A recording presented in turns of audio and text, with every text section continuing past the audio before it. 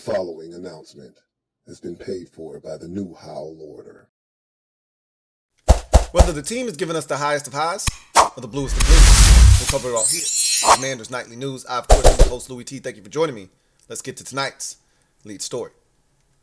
So I'm absolutely fascinated with anything that Josh Harris has to say. This is the owner of the franchise that I love the most out of all my sports teams. I live, breathe, eat, sleep this organization. And this is what I've wanted for a very long time. Freedom. A chance to be like everybody else. A chance to actually win again. Josh Harris represents that for me. I can't speak for anybody else. That's why I was so elated when he took over this organization.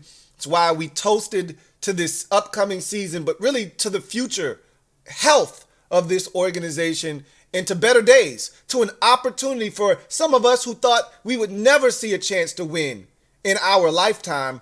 Again, Josh Harris represents an opportunity. Now, how is this going to go? We don't know, but all we wanted was a chance.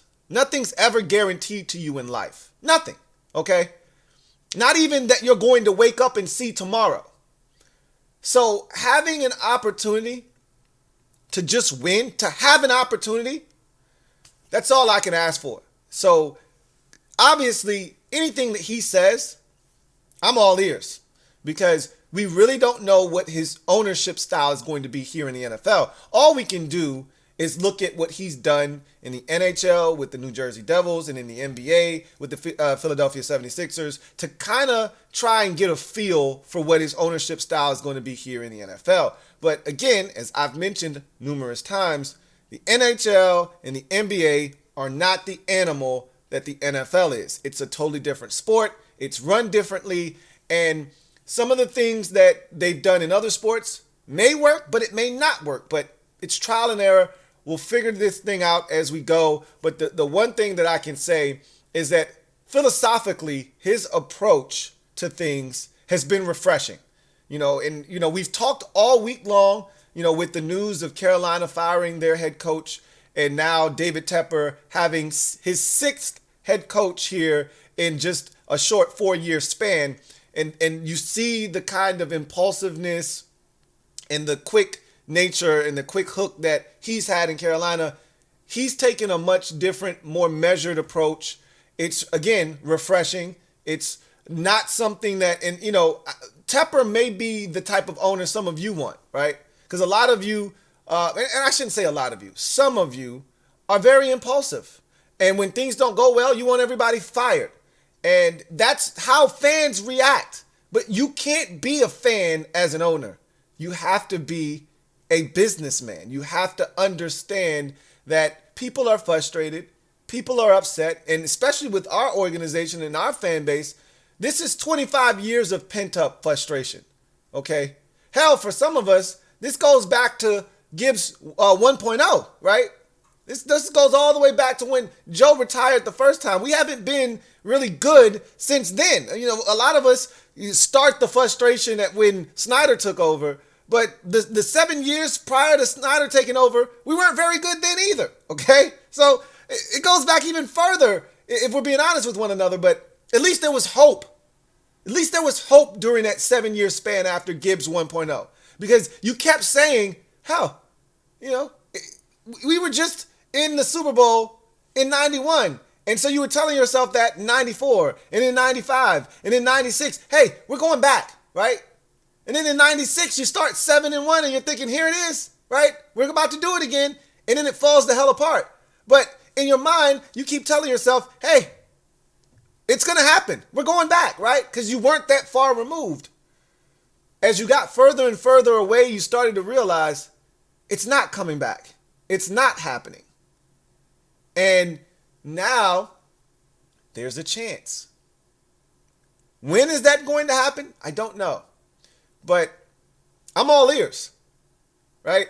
So recently, there was a sports business journal deal makers conference in D.C. It was on November 28th and 29th. So Josh Harris was one of the speakers at this particular conference, among others. And so he had a lot of things to say about this organization, the direction, some of his philosophical beliefs, things that they're working towards, actively right now, things that they're kind of putting on the back burner, and he's learning, right? Like, how EB keeps saying, a lot of times when Sam makes a mistake, he's got to remind himself that this is the first time he's seen it. For Josh Harris, despite being a fan of this organization from afar, as the owner, a lot of the things that he's experiencing, this is the first time. Him going to Seattle and seeing the environment there, that was his first time. And really taking it in and looking at it from an owner's perspective. Coming to Washington, touring the facility when he was thinking about purchasing the team. This was his first time. He didn't know how bad all of this really truly was. The fan experience, from the outside looking in, this team sucks. The morale around the city isn't what it used to be for this team, etc., etc. He's aware of all of that, but actually being in it is totally different. And now he sees all of these things on a daily basis. And I think he's got a better grasp and understanding of what it's going to take. But again, actions speak louder than words. So we're at the words portion of this, where those words start to turn to action. And when he first got here, there wasn't much he could do. He got here officially in July. The season, essentially for all intents and purposes, started in August. Training camp starts at the end of July. He got here mid-July. Okay? So he basically was in a position where I just got to come in and just kind of view everything and just let everything play itself out.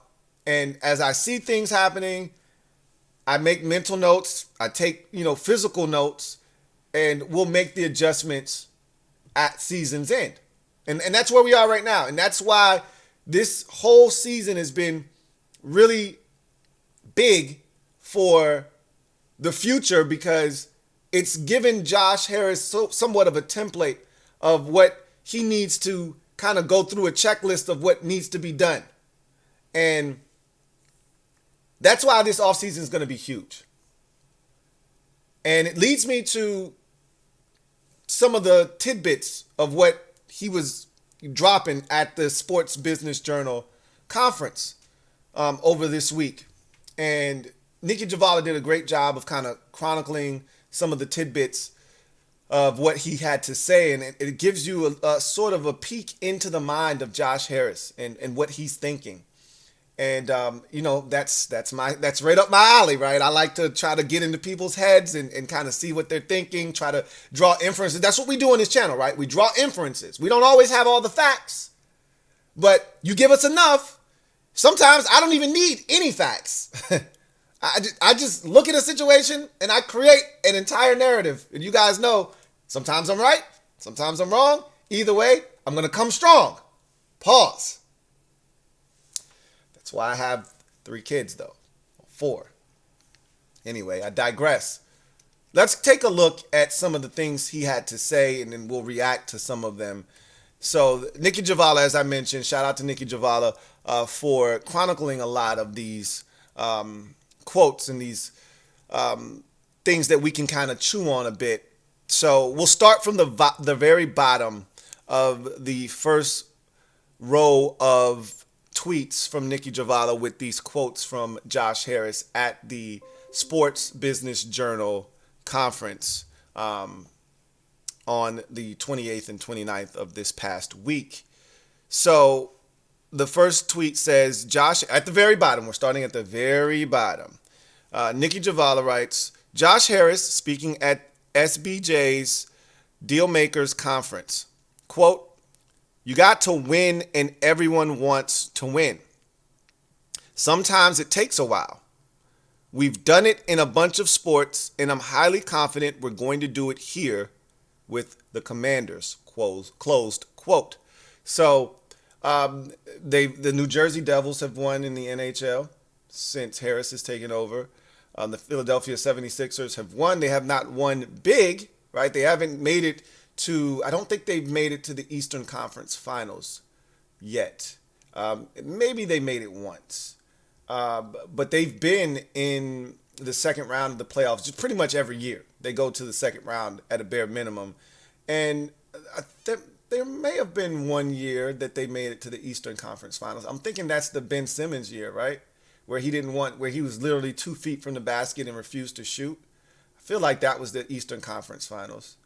I could be wrong there, but that felt like Eastern Conference Finals.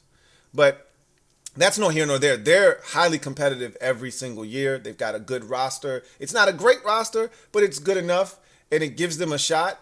I feel like he's given them all the resources that they've needed to take it to that next step, including going after James Harden, and drafting Tyrese Maxey, making it so that Joel Embiid is comfortable, because the NBA is all about making sure your stars are comfortable. Because if a guy doesn't want to play there, as we just saw with James Harden, they can pretty much force their way out, right? The NBA is a players' league. So he did a really good job of turning the 76ers into a premier Eastern Conference basketball team. And so we're hoping that he can do the same here. Because in the NFL, unlike the NBA, you got to have stars in the NBA, right? You got to have a roster that gives you a chance to win, and everything has to kind of fall in place for you. In the NFL, every year's different. But if you've got certain pieces in place, one being a winning culture, two being a really good coaching staff, 3 being a really good quarterback, 4 being a really good roster, like, you get all of these things, and you know what? I wouldn't even limit it to coaching staff in general, because GM fits into that equation as well. You have all of these things. Every year you'll have a shot. Health is probably the 5th and final thing I would say, because, and that's in any sport. It doesn't matter. Sports, health transcends sports, but you got health and you got all those other things I just mentioned. You got a shot. And in the NFL in particular, each year is different, because, like last year, for instance, with the schedule that we played, we could have been in the playoffs, right? All we had to do was win 2 more games, and we'd have been in the playoffs. And we had opportunities last year. This year, the schedule, to me, a lot tougher, right? Much better schedule this year in terms of the team, but it was still doable. And now look, and the difference this year versus last year was, last year the NFC was way more competitive. Way more competitive. This year, conceivably, your 7 seed could have 8 wins this year. Conceivably. Your 6 and 7 seed this year, your 6 and 7 seeds are both at 6 and 6 through 13 weeks of football. Or through 12 weeks of football, excuse me. They're both at 6 and 6. So essentially what I'm telling you is 1 or 2 more wins for the Commanders this year, and 2 more wins and you're at 6 and 6. You're probably in the playoffs right now. Even though we played a tougher schedule. We did not play the likes of Buffalo and Miami. And the Eagles were really good last year.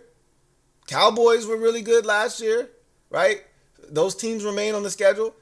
Hell, the Giants were better than they were.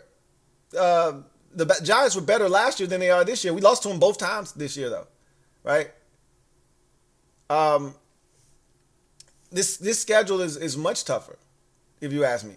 We got the 49ers again. We haven't played them yet, but they're coming, right? Than last year's schedule. I mean, we played the Colts and the Titans and the Jaguars and the Texans. I mean, these were gimme wins. These were layups. Played the Falcons last year. Played them again this year, right? At the end of the day, the opportunities were there this year, but for different reasons. The conference as a whole was stronger last year. It's weaker this year. Even though the schedule that we played this year is better than the one we played last year, the conference as a whole is down. So it would have given us a better chance had we just played mediocre football instead of below average football. The league is different every year. And so your chances of winning kind of fluctuate based off of how good of an organization you are. If you're a really good organization, it doesn't change. Whether your schedule is tougher, whether the conference as a whole is tougher or it's weaker, that doesn't matter to Kansas City. That doesn't affect Baltimore. The only thing that affects Baltimore is what Baltimore does. Because when you create an ecosystem within your organization that insulates you from the rest of the variables that the NFL can bring on a yearly basis, you create a system, you create an opportunity for you to win every single year. All the variables that affect the middle class of the NFL, the teams that are on the border of being good or bad every year, the teams that are 6-6 right now, the teams that are 5-6, the teams that are 4-7 right now. The variables of the NFL affect those teams a lot more than they do the Chiefs and the Ravens and the Eagles and the Cowboys and the 49ers and so forth and so forth. The teams that have built their organizations into stable rocks. The only thing that really can shake those organizations at their core are major injuries. That's it. Barring that, they've built their organizations into essentially unfazable entities. That's what we're trying to establish here. Where we don't care about who's on the schedule. We don't care about whether the conference is up or the conference is down. We don't care about how tough the division is or how bad the division is. That stuff doesn't matter to Baltimore. Their division is excellent this year. They're still leading it. They don't care, right? Everybody in their division is up this year. So are they. Doesn't matter to them. They could be playing the toughest schedule in the league. Doesn't matter. The Eagles are playing the toughest schedule right now. Doesn't matter. Right?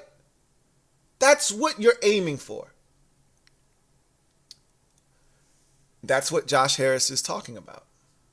As we continue on, you'll kind of hear him speak about that. Next quote from Harris. Nikki Javale says, Josh Harris said among ownership priorities in year one was to engage with football operations. He added, quote, obviously, all of us are disappointed by the performance on the field. We're focused on that, and we want to finish the season strong, close quote. I mean, that's pretty much him echoing the sentiments that he had when he first took over this organization. He literally said, we're going to focus on kind of building that bridge back to the fan base. You know, that bridge had been burned. It had been damaged so greatly that we were so damaged as a fan base. They put bleachers out at training camp, and you would have thought that he just gave every single fan $10,000. I mean, when you're beat up so badly, the littlest things, the smallest things go a long way. You know, him buying every fan a beer at the rally, right? Like just little things like, I mean, he understands, you know, he understands. So clearly we're not happy with what has transpired on the field, but you control what you can control. And right now they can control how they treat the fan base, how they engage the fans. Because at the end of the day, the fans are what's going to help you turn this thing around. Yep, the product on the field is the most important thing. Because I just want to come at you from this perspective, and then we'll move on to the next quote. We were sorry for years. We were sorry for years. It's not, again, it's funny because a lot of people make it seem as if as soon as Snyder took over, this thing took a nosedive. We were losing before he got here. Now, you know, it just so happened that the best year since Gibbs' 1.0 departure took place happened to be the year before Snyder, well, the year that Snyder took over. So it made it seem as if we were on the upswing And then he came and destroyed that and then ran it into the ground and we never recovered. But we weren't good before then. But that's nor here nor there. We sucked in 97 and we sucked in 98 and we sucked in 2001 and we sucked in 2003 and 2004 and we sucked in 2000 and my point is the fans still showed up. FedEx Field was still a home field advantage. You can suck and still have your fans show up and show out. But they have to feel respected. They have to feel like they're a part of the organization. They got to feel like they're valued. We felt like we were trash. We felt like commodities to Daniel Snyder. He didn't give a shit about us. He cared about what we had in our pockets. He didn't care about whether the team won or not. He cared about how much money we were spending. He cared about parking lot prices, concession stand prices. That's what he cared about. How much merch you're buying from the team store. That's what he cared about. He told us he cared about winning, but did he really? I don't think he did. Harris is trying to establish that, yeah, no, we want to win, and that's the most important thing because we want you to come back, but you're at the point now where you're not coming back unless we're winning. So it's kind of a damned if you do, damned if you don't. But what we're going to do is we're going to control what we can control, which is we're going to extend the olive branch to you. We're going to make sure you feel wanted. We're going to make sure you feel like you're a part of this organization because you are. We're going to make sure you feel valued. Look, if we're not winning, you may not come back, but you won't be here because of the product on the field. It won't be because we didn't do what we had to do as an organization to make you want to be here. That's all they can do. Obviously, the biggest thing is winning on the field. But the first thing they could do as an organization in taking over was they could start to build that relationship back with the fans. Next quote from Josh Harris. Josh Harris at the SBJ Dealmakers Conference. Quote, "What we want to do is create a culture in Washington where players in the NFL say, this is where we want to play. That's why I think you have to be measured with what you do. What we're trying to accomplish is we ... And so, let me see if I can find the rest of that quote. I'm going to finish that one. That seems like that was going in a really positive direction. I want to finish that one. I think I can track it down here. What we're trying to accomplish is we want elite teams that consistently compete for championships. Closed quote. So, yeah, I thought that was going in that direction and that needed to be finished. We want to create elite championship teams that compete for championships every year. We want to create elite teams that compete for championships every year. That's the goal. I call them triple Ps. Triple Ps. You guys know what triple Ps stand for? For those of you who don't, perennial playoff participant. Every year, you're going to the playoffs. And that's what the Ravens are. That's what the Chiefs are. That's what the Eagles have become. That's what the Cowboys are. That's what the 49ers are. That's what these teams are. Irregardless of what's going on around them, they've created an ecosystem that insulates them from the variables that affect the marginal NFL teams. That's what we want to become. That's what we used to be with Gibbs 1.0.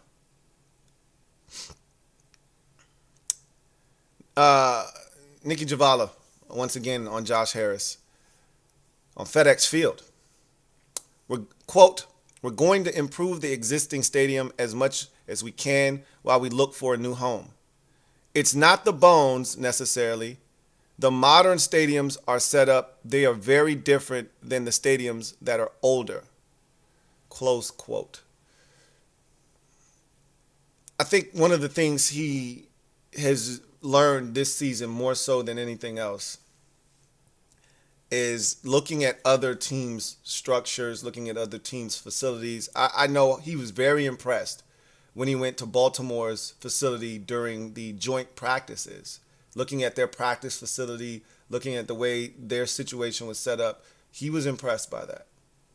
He's been to other stadiums since taking over the ownership's role, and obviously he knows when they start the process of building this new stadium, wherever it's going to be, when they break ground on that, it's got to be state of the art, and it's got to be something that, again, not only makes fans like myself want to come out of the house and be a part of that environment, but it's also got to be a place that makes players want to play for that organization. I mean, this isn't college.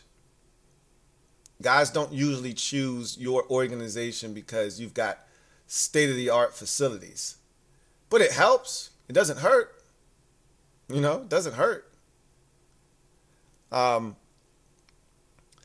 Nikki Javala continues. Josh Harris on a new stadium. Having a stadium that is accessible to the DMV at large, the best we can manage that is important.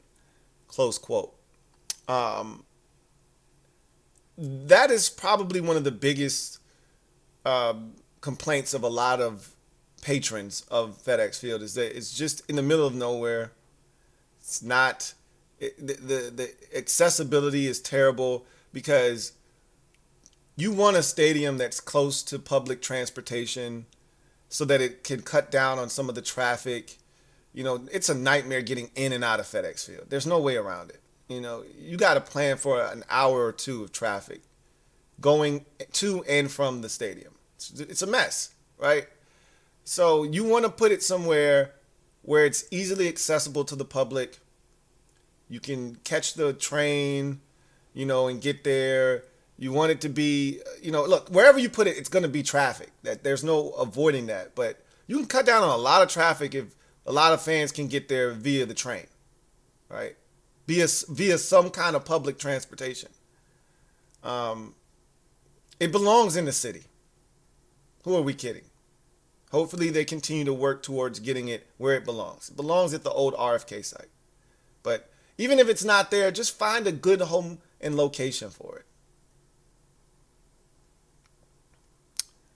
Nikki Javala, and remember, he's from the DMV, so he understands the importance of all of this. What this stadium and where it's located and what it's going to mean for jobs and what it's going to mean for boosting the morale of the city. He understands all of this. So that's another good thing to understand. Nikki Javala again. More from Josh Harris on Stadium Talk. Quote, obviously RFK was a place where the opposing team didn't want to play. So we had an extra man on the field. It was an edge, right? So how you create an edge for your team is an important way to think about it. Close quote. So I read another article by the Sports Business Journal that was written after the conference where they talked about the impact that his being Josh Harris's trip to Seattle had on how he views home field advantage. He was blown away by Seattle and how there weren't many Washington fans there. Usually, it doesn't matter where we go. There's a nice contingency of Washington fans infiltrating the stadium and, rooting for the good guys. Seattle is one of those environments similar to Kansas City, and there's other environments around the league. Denver is another one where it's hard to infiltrate those stadiums. And even if you do infiltrate, you're drowned out by the other 55,000 fans who are screaming for the home team. All right. You might have 5,000 fans there. You might have 3,000 fans there in attendance. Cool. But they're not hearing you over the 55, 60,000 screaming Bronco or Seahawk or Chiefs fans. Packers fans aren't allowing you to come in and take over their stadium. Steelers fans aren't allowing you to come in and take over their stadium. There's certain environments where you go there and it's just tough because they show up in droves, they show out, they're loud, and they support their team, and it creates an advantage.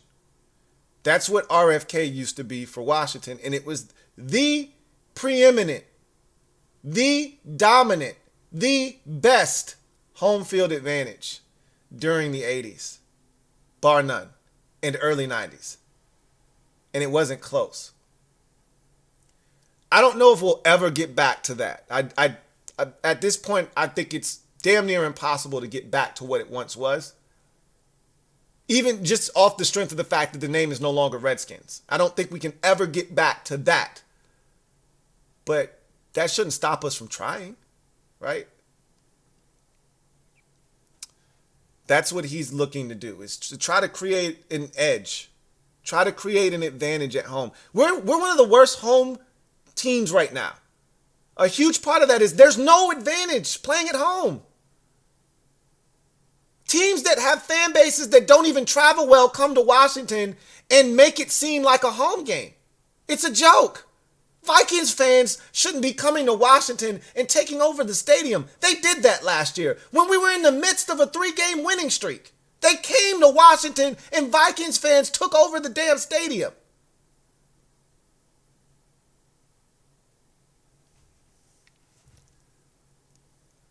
I get it. It was different. Daniel Snyder was still in charge, but it doesn't change the fact. This year, it hasn't been that much different.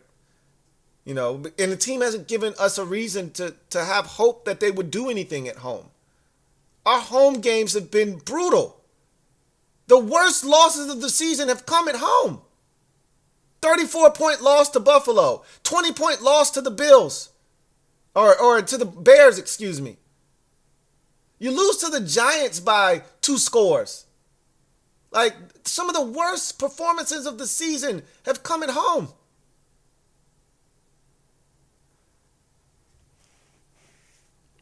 Continuing on.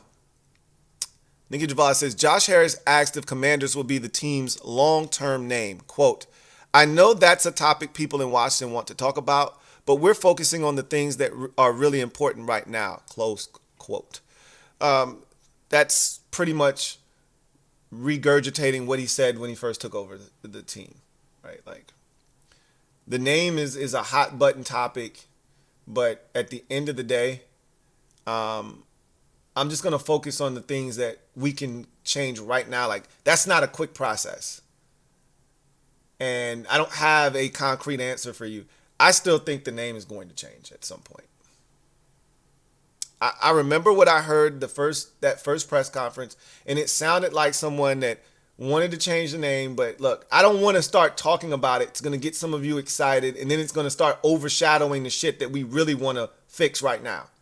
So if I keep downplaying the name conversation, it'll die down enough to where we can focus in on it. But right now, let's start trying to change the shit that matters, like winning on the field. Like getting this organization in working order by putting the right guys or people in places that can help turn this thing around.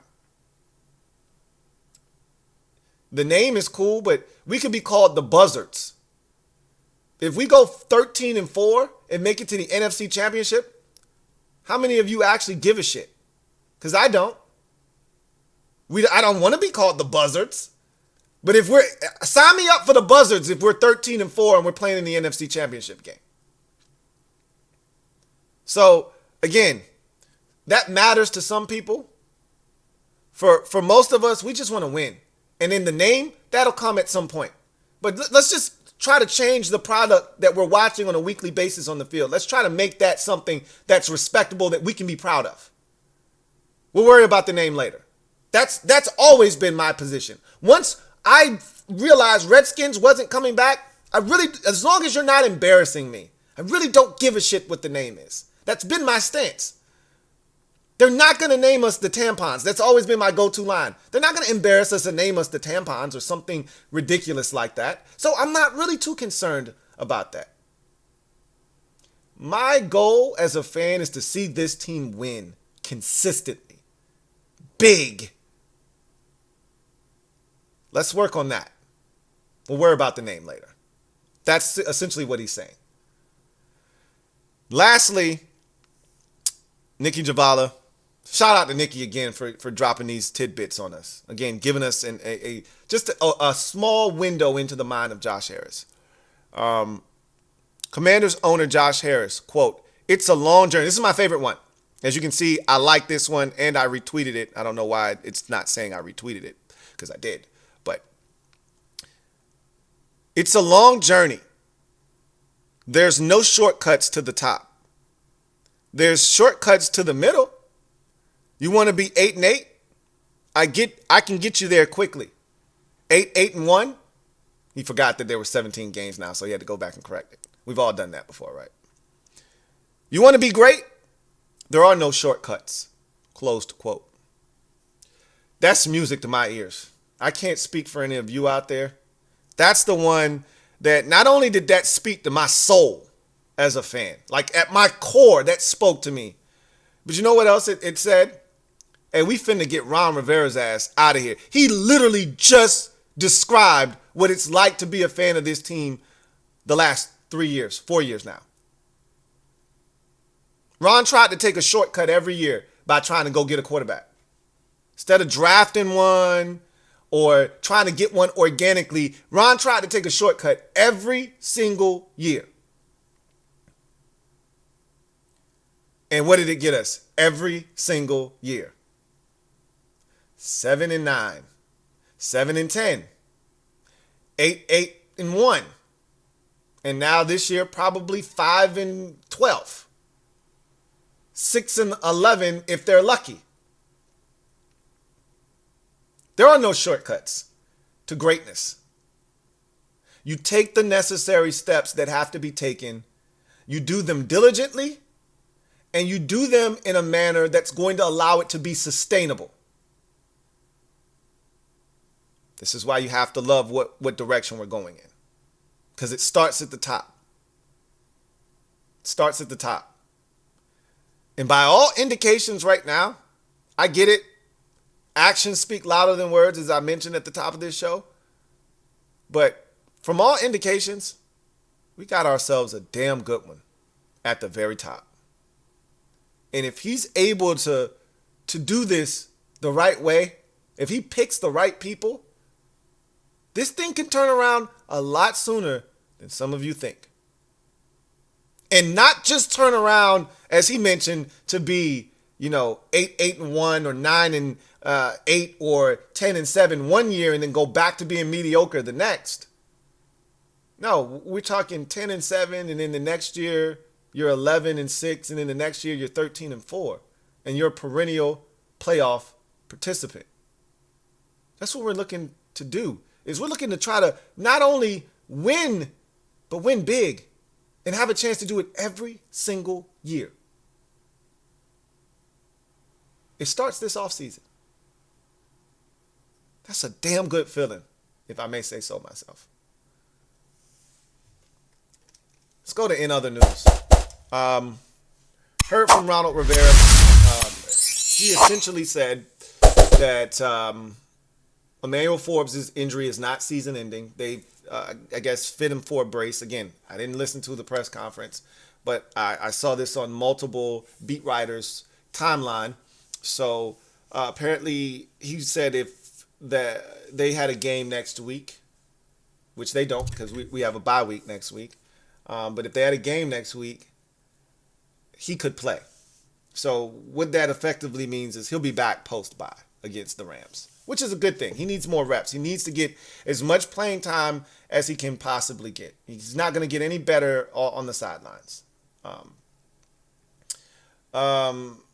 Let's take a look at the injury report. There's really nothing else for me to give you because I didn't see anything else that I felt like was noteworthy heading into this game. Let's get to the injury report for both teams. So,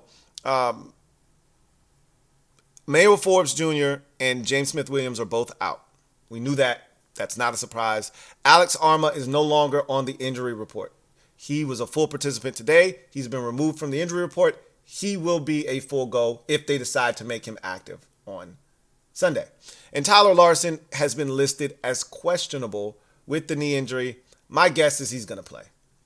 Unless he can't move, my guess is he'll play.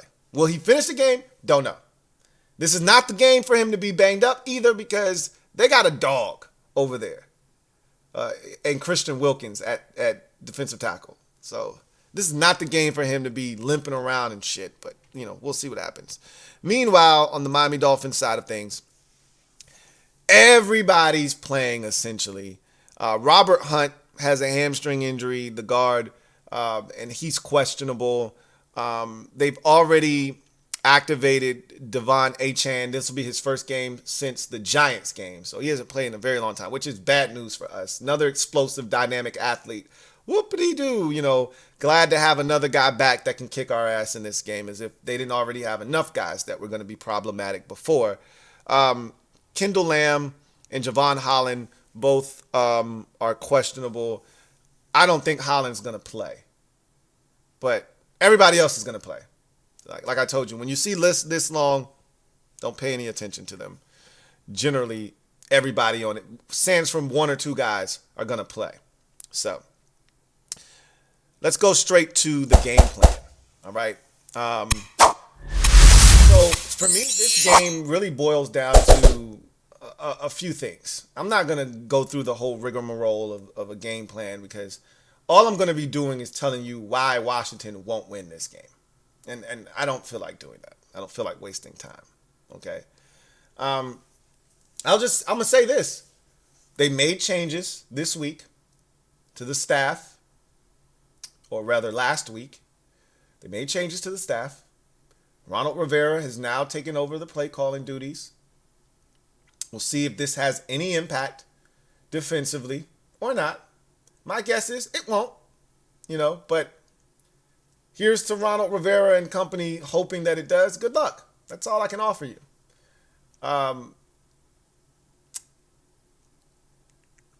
This game for me is all about what the Dolphins do versus what we can do, right? The Dolphins aren't the 07 Patriots. They're not the 85 Bears. They're not some dominant outfit that we don't stand a chance against. But what the Dolphins are is the best offensive team we've seen all season long. That includes Philadelphia and that includes the Buffalo Bills. And the the Bills scored 37 and the Eagles scored 38. And 34. So that doesn't make me feel warm and fuzzy. They're more explosive than the Eagles. They're more explosive than the Bills. They're more dynamic and faster than any other team in the league. We give up the most explosive plays. They make the most explosive plays. I get that the weather is going to be potentially an impact, and that's good for us. Anything that can slow down this track team is a good thing for us. But at the end of the day, we've been a miserable home team. We'll need the Dolphins to play down to our level. Our best isn't good enough to beat the Miami Dolphins. If they play solid and we play our best, it still may not be enough. And me saying the best that we can play would be us doing it for the first time this season. We haven't played 4 quarters of football this season yet. We're 13 weeks in now. And we haven't had one game where we go, hey, that was a complete performance by Washington. 4 quarters. There's at least 1 quarter where we stink in every game. Sometimes multiple quarters. Sometimes entire halves of football we are trash in. It's never been, damn, we started fast, we finished fast, or we started really well, and we finished the game well, and in between, we kept the party going. So you're essentially asking for this team to do something that they've been incapable of doing all season long on the heels of making coaching changes and essentially looking like a shell of themselves. Here's what I'm looking for in this game. 1, I'm looking for maximum effort. I thought that the last 2 weeks in particular, I saw a team that quit. Now, the Giants game, I felt like I told you this in the moment. I said that's the first time in the Rivera era that I saw piss poor effort and I saw players pretty much mailing it in. That was the first time. I've never questioned this team's heart or desire to play football. I've never questioned that under Ron Rivera. The second Giants game was the very first time that I did. I saw guys going through the motions in that game. That's not a team that I want to root for. Losing is one thing. Losing with pride and dignity is something totally different than going out and getting your ass whooped and looking like you don't give a damn. The Cowboys game, they fought for 3 quarters and like 4 minutes, and then they let the rope go. And once they let the rope go, you could tell they let the rope go.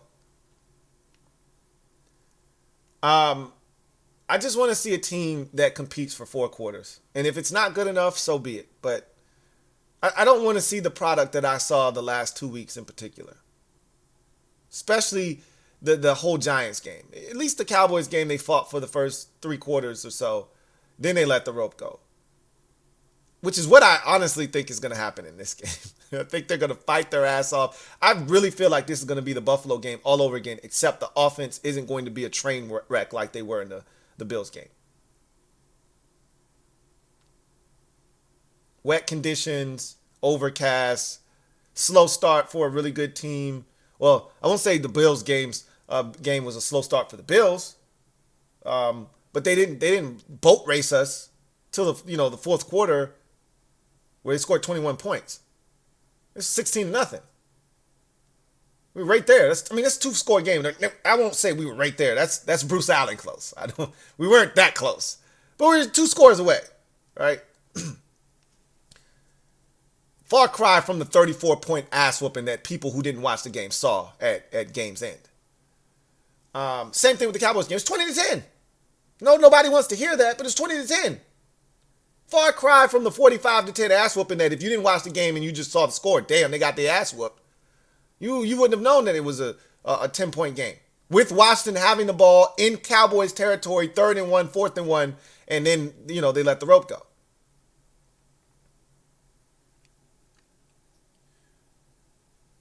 The reason we won't win this game, the reason I don't think we can win this game is because you're asking this team to do things that they haven't done all season long, and you're asking the Dolphins to absolutely wet the bed. It can't just be Washington plays excellent. We've done that on offense. We've had games where we played fantastic on offense. Both Eagles games. It wasn't enough because the defense wasn't good enough. And the defense is worse than it was in those 2 Eagles games. It's worse. So it's not going to be just good enough that the offense go out and give us a shot. We're going to need the Dolphins to drop passes, have penalties, turn the football over. Like, they're going to have to help us. And we're going to have to play really well to take advantage of the mistakes that they're making.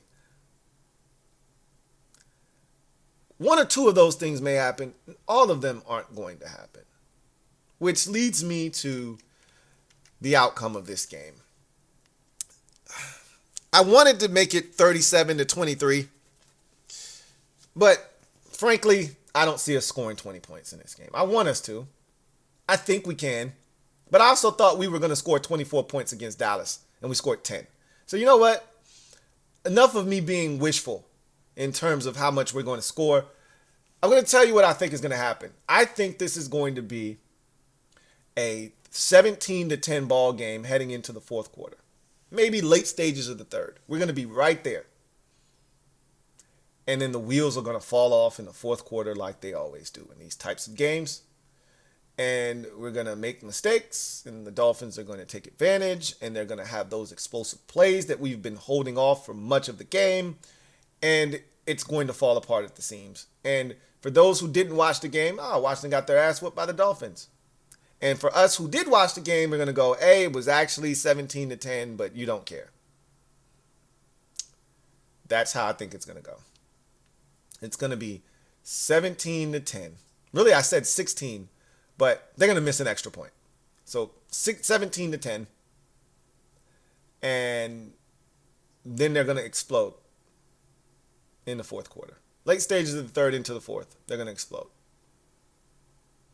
And we lose this game 37-17. Go into our bye week with a whimper and continue to start planning for the offseason. What says you? Leave it down in the comment section. Anyway, that's going to do it for me, your man Louie T. I thank you guys for joining me here on Commanders Nightly News. I look forward to chopping it up with you after the game has met its conclusion. You know where to find me. Win, lose, or draw. At this point, we pretty much think we've got a handle on what it's going to be. But that's why they play the game, right? Any given Sunday, right? I'll be here regardless. All right, and hopefully you will too. I know some people have checked out already. Hey, I'll see you after the season. Hey, if you decide to change your mind, you know where to find me. Anyway, that's going to do it for me, your man Louie T. Enjoy your weekend. You know what it is. Post up. Take command. Until next time, you guys, have a good one. Enjoy the weekend. I'll see you here for the post-game show on Sunday afternoon. Do I need to say it? All right, I'll say it. Let's roll these boys. Here comes the diesel. Here comes the diesel. There's the snap, hand to Riggins. Good hold. He's got the first down to the 40. He's gone.